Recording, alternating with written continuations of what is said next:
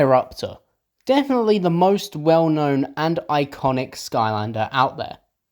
Hello everyone, hope you're all doing amazing today. My name is Mr. Hero and welcome back to Skylanders Giants. In today's video, we're going to be looking at Eruptor. So I want to ask you guys something. When you look at Eruptor, what path do you normally choose? If you're anything like me, you've probably chosen the primary path. And that's okay, the primary path is very good. And is definitely my go-to path. But what if I told you that the eruption path is actually better? Let me explain. So thanks to the discovery of the Invincibility Frames when Eruptor uses the eruption, that's made this path a lot more viable and a lot more useful.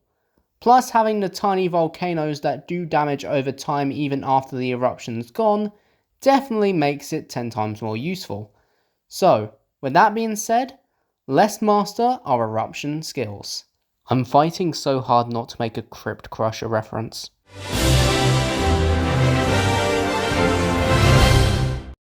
So first things first, let's go over the Volcanor Path. Starting off with the first upgrade you get when choosing this path called Quick Eruption. Long story short, it just makes this attack a lot faster because, as you probably know, this attack is normally pretty slow when you're trying to charge it up, but this one makes it go pretty much almost instantly, which makes it a lot easier to use, especially when you're running away from a bunch of enemies and you want to use this attack. It's a lot easier to use now. And then we move on to the Pyroximal, I think, Super Eruption. And that makes the eruption do even more damage.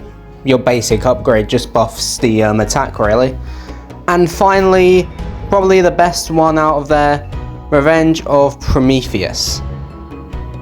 Eruption causes small volcanoes to form, doing extra damage. And these volcanoes stay around for a while.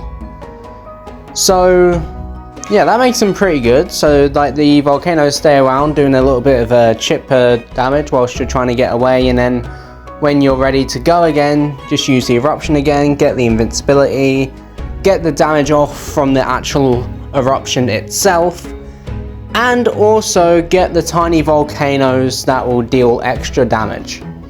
So yeah, they're pretty cool. Anyway, let's get into some gameplay. Here we are in Chapter 3, the basic showcase ground. Just ignore that. This was my first time using the path, by the way, so I might be a little bit rusty. I've only watched some clips on the invincibility.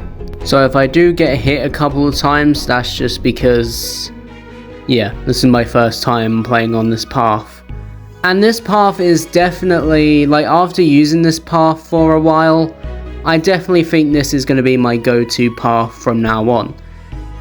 Don't get me wrong, the primary path is still good, but would you rather choose that over invincibility?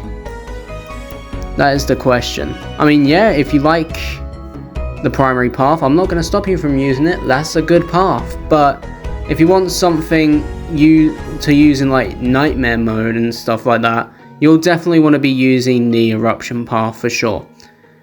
And this is definitely going to be my go-to path from now on. But one thing I can admit, I'm not a master at this path. I definitely need to practice this path a lot more. And I can admit that. So that's what I'm going to do. After this video, I'm probably going to practice a lot more on this path, just to get down the technique and how to use it effectively in battles. I've got to admit, one thing I do like about this path, and you'll see it right now since this is the part with all of the drows, the eruption covers quite a bit of area. And that's pretty good, as if there's a large cloud after you, you can just use the eruption, go invincible, and deal damage to them whilst getting away. Plus, I know I've said it before, but I'm going to say it again, with the volcanoes that just chill for a bit, those can be used to your advantage quite a bit. Especially when you're in a tight spot where there's loads of things after you. The only downside, I think, is the armored enemies, which is the downside with most Skylanders. The armored enemies are a pain in the backside to deal with.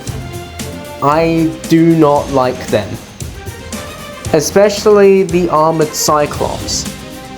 Because with melee characters, example Fright Rider, you have to be careful where you spin. Because if you spin wrong, you're going to get hit. Same with Eruptor. But if you use the eruption, you'll be invincible, but I don't think you'll be invincible for all of it. So you'll have to be very careful when dealing with Cyclopses or any enemies with armor, really. But we're coming up to the end of this. We're going to try and beat Brock with just the eruption path, but at some point we'll probably have to make him fall off. But I do want to see if Eruptor can actually block one of Brock's attacks. So we're probably going to see that right now, actually. So we've got to bring him around. This is the part where the boss gets annoying with all the Cyclopses, and not Cyclopses, sorry. I said it before. The spell punks. But as you saw there, yeah, we're completely invincible to Brock's attacks when we use the eruption.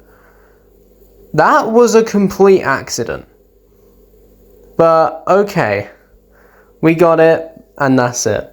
Thank you all for watching. If you did enjoy, make sure to like and subscribe, and I'll see you all in the next one.